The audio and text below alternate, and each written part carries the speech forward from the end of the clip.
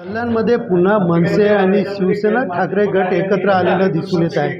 मी सध्या उभा आहे कल्याण पश्चिमेमधील शिवसेना शाखेत आणि आपण पाहू शकता या शाखेमध्ये मनसे कार्यकर्ते असतील त्याचबरोबर ठाकरे कार्यकर्ते असतील मोठ्या संख्येने उभे आहेत आणि या ठिकाणी एक विशिष्ट बैठक या ठिकाणी नियोजित करण्यात आलेली आहे।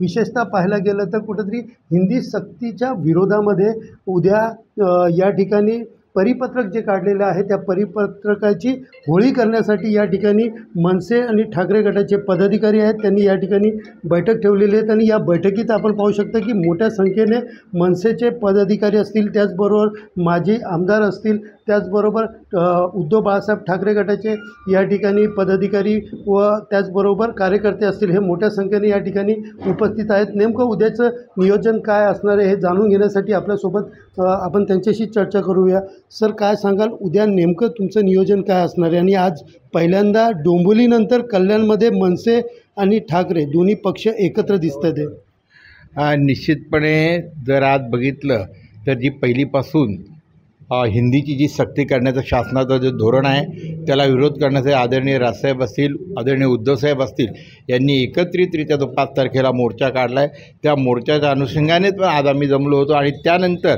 शासनाने जे तातडीने परिपत्रक काढलं की हे जे काय आहे हिंदी ही लादायची कुठेतरी आणि त्यासाठी एवढ्या तातडीने कधी परिपत्रकं निघत नाहीत पण ते त्यांनी काढलं आहे आणि त्या परिपत्रकाची होळी करण्यासाठी आम्ही मनसैनिक आणि शिवसैनिक उद्या शिवाजी महाराज चौकात जमणार आहोत आणि निश्चितपणे या परिपत्रकाची आम्ही होळी काढणार। 5 तारखेला राज ठाकरे उद्धव ठाकरे दोन्ही देखील मोठ्या प्रमाणात मोर्चा काढणार आहेत त्यावेळेला देखील अशाच प्रकारे एकत्र जाणार आहेत काय त्याच्याबरोबर तुमची चर्चा या बैठकीत झाली?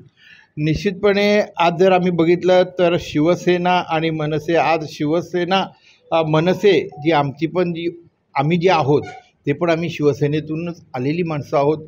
आमचे पहिल्यापासून विचार एक आहेत मराठी मुद्दा हक आणि हिंदुत्व हे आमचं ब्रीद आहे।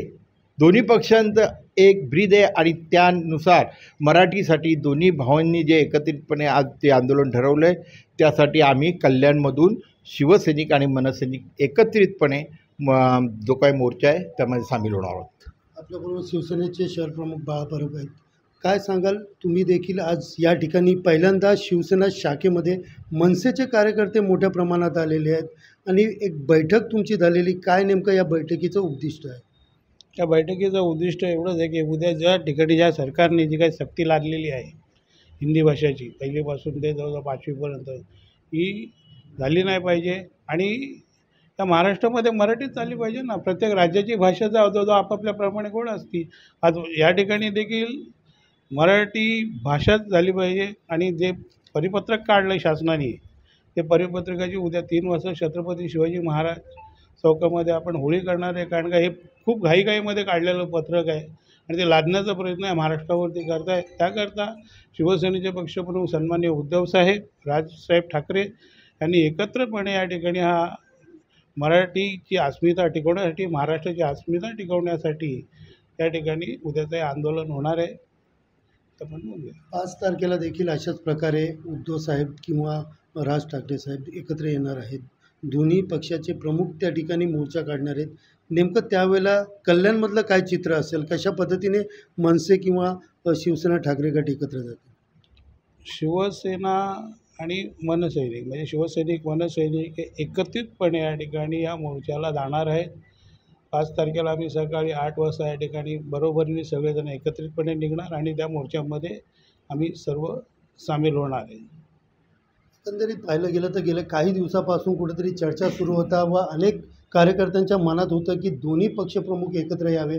5 तारखेला ते आंदोलन मुंबईत असलं तरी कल्याण डोंबिवलीमध्ये उद्याचं जे परिपत्रकाची होळी आहे ते आंदोलन कसं होईल याकडे सगळ्यांचं लक्ष लागलं आहे।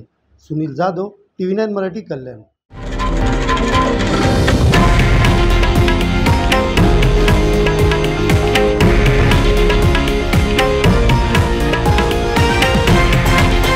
हे आहे देशातील नंबर 1 न्यूज नेटवर्क आणि आपण पाहत आहात TV9 मराठी, एकमेव।